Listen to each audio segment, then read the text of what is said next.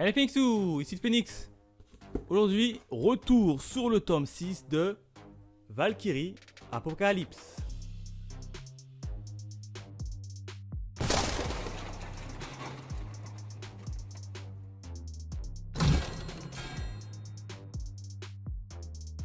Comme d'hab, on démarre par la présentation du tome et des bonus en jaquette. Elle est plutôt magnifique puisqu'on a le terrible Jack l'éventreur qui tape la pose et qui est assez stylé. Moi j'aime bien cette petite pose. Quatrième de couverture, pas grand chose, uniquement le résumé de ce qui s'était passé dans le tome 5. Et en termes de page couleur, on a une petite page couleur devant où on peut retrouver le terrible et musclé Héraclès, la voix de la sagesse. Voilà en termes de bonus, en termes de jaquette. Maintenant on passe directement à la partie review. Alors qu'est-ce qui s'est passé au niveau de ce tome numéro 6? Eh bien 3 événements, et le premier événement j'ai envie de l'intituler la détermination d'un semi-divin. Et oui, puisqu'on retrouve Héraclès qui se tape contre Jack l'éventreur, Jack l'éventreur qui lui lance des petits poignards, et tellement qu'il y en a trop, Héraclès il n'arrive pas à tous les esquiver et il se fait sévèrement toucher. Et par-delà de ça, on apprend que Héraclès a hérité en fait d'un certain pouvoir qui s'appelle les 12 fléaux d'Héraclès. Si vous préférez, ce sont 12 coups spéciaux, 12 jokers qu'il peut utiliser à sa guise. Mais il y a une petite particularité, c'est que si jamais il en utilise un, il va y avoir un tatouage qui va grandir sur son corps. Et au final, si le tatouage il recouvre tout son corps tout simplement, et il mourra. C'est à peu près le même système que Sasuke il a quand il s'est fait mordre par la marque maudite d'Orochimaru. On a une espèce de marque qui grandit sur son corps.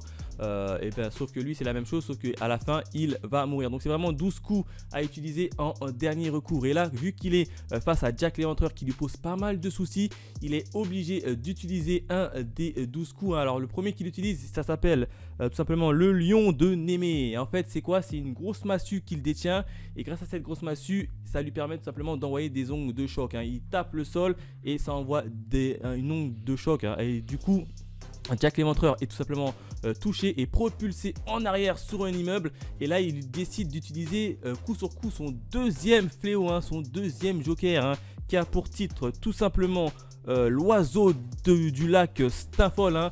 En fait c'est un coup spécial qui permet tout simplement de lancer des attaques aériennes, puisque en fait si vous préférez, Jack l'éventreur est totalement contre un immeuble en hauteur, et grâce à cette attaque ça lui permet d'envoyer des attaques en l'air tout simplement.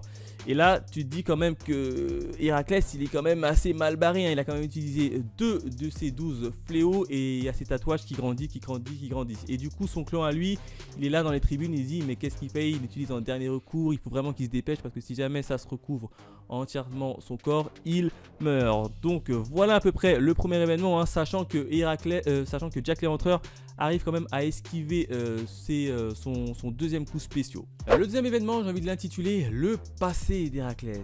Et oui, on va en apprendre un peu plus sur son passé et comment est-ce qu'il a fait pour acquérir tout simplement les 12 fléaux d'Héraclès. Alors petit, il habitait dans une petite ville tranquille, et c'était un petit enfant lambda, et par la force des choses, vu qu'il s'ennuyait, il a commencé à s'entraîner, et c'est à ce moment-là qu'il a commencé à prendre un peu de musculature et du muscle.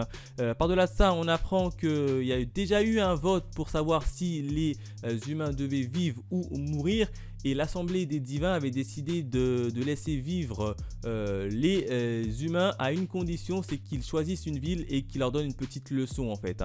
Et devinez quelle ville ils ont choisi. Les divins ils ont choisi tout simplement la ville où habitait Héraclès. Ils sont descendus avec une armée pour essayer d'anéantir les humains. Sauf que là, t'as Héraclès qui s'interpose devant l'armée et qui stoppe tout simplement l'armée. Il leur dit non, ne tuez pas ma ville, je vous en conjure. Et puis là, t'as l'un des divins, alors je sais plus comment il s'appelle, je vous afficherai sa photo. T'as l'un des divins qui descend ton cheval et qui commence à se taper contre lui. Et là, il commence à voir que Héraclès il commence à lui résister. Après, il lui dit mais comment ça se fait qu'un simple humain peut me résister? Et puis là, on apprend qu'en fait, Héraclès a tout simplement bu l'ambroisie. L'ambroisie, c'est quoi? C'est simplement une coupe qui contient le sang de Zeus qui était dans un temple. Et en fait, en buvant ce sang-là, si vous préférez, ça vous laisse deux choix. Soit vous êtes digne Et dans ce cas-là, vous avez l'immortalité et vous avez une force comparable à celle d'un divin. Ou dans le deuxième cas, hein, si vous n'êtes pas digne, et ben vous mourrez tout simplement. Et vu que lui, il a bu l'ambrosie, il n'a pas bu qu'une petite goutte, hein, il a bu l'entièreté de l'ambrosie. Il s'en est retrouvé un peu digne et du coup, il a eu la même force qu'un divin. Et une immortalité, hein. Donc c'est comme ça qu'il a pu tenir tête à l'armée des divins qui étaient descendus pour tout simplement pulvériser sa ville, hein. Du coup les deux ils se tapent et puis là t'as Zeus qui voit que ça prend trop de temps l'anéantissement de la ville. Il descend, hein, Zeus descend, il va à la rencontre des deux combattants, d'Héraclès, et puis il lui dit stop, arrêtez de vous battre. Et après il commence à questionner Héraclès. Il lui dit ouais, ça te dit de venir avec moi, moi je t'entraîne et comme ça tu deviendras un divin. Et puis là Héraclès il lui dit ok, mais à une seule condition, c'est que si je viens avec toi et que tu m'entraînes et que je deviens un divin, et ben dans ces cas-là tu laisses ma ville tranquille. Et ben du coup Zeus a accepté et il a pris Héraclès sous son aile et il est parti l'entraîner. Bien évidemment, à la suite de cet entraînement, il lui a appris simplement les fameux 12 fléaux d'Héraclès, hein, qui est un peu la fin, un peu le brevet, hein, si vous préférez, hein. Une fois qu'il devait passer les 12 fléaux d'Héraclès, s'il arrivait à les passer, ben, tout simplement, il était officiellement un divin. C'est pour ça que c'est pour ça qu'il est nommé dans le manga. En fait, c'est un semi-divin. Si vous préférez, c'est un humain qui est tout simplement devenu un divin. Donc voilà à peu près le deuxième événement où on apprend pas mal de choses sur la vie d'Héraclès, une petite vie qui est assez intéressante, hein. Il n'a pas hésité à tenir tête face à une horde de divins alors qu'il était seul et il a résisté et il a tout simplement gagné. Enfin, le troisième événement, j'ai envie de l'intituler le passé de Jack l'Éventreur. Et oui, on a eu le passé d'Héraclès et dans le même tome, on a cette fois-ci le passé de Jack l'Éventreur. Un passé qui est un peu assez douloureux pour lui, hein, puisque quand il était petit, c'était un petit garçon assez jovial, tranquille. Bon, certes, il était pauvre à tel point qu'il était pauvre que sa mère était tout simplement obligée de se prostituer, hein, pour subvenir à leurs besoins. Et là, on apprend que le père de Jack l'Éventreur s'est tout simplement marié à une autre femme et du coup ça a mis totalement en colère sa mère, hein, qui a un peu rejeté son fils, hein. Elle lui a dit ouais, c'est à cause de toi qu'il m'a quitté, en gros elle lui a craché tout simplement le venin sur son fils, hein.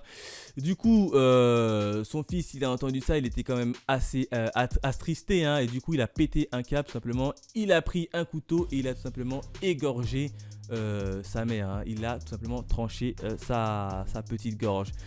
Du coup il est parti retrouver son père.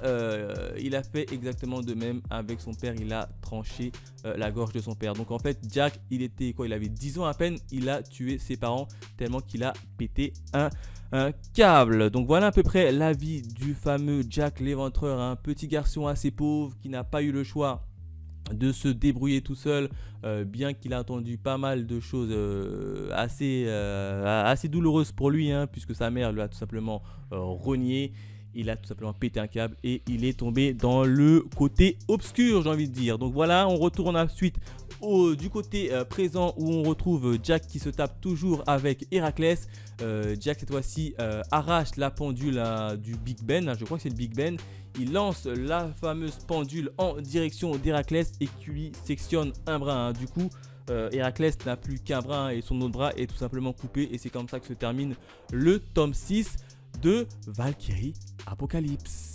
Voilà ce que je pouvais dire sur le tome 6 de Valkyrie Apocalypse, hein. Un tome 6 très intéressant, c'était plutôt pas mal. On a eu le passé à la fois d'Héraclès et le passé de Jack l'Éventreur, hein. Deux passés assez opposés mais assez touchantes, hein, quand même, hein. Faut pas se le cacher, hein, notamment celui de Jack l'Éventreur.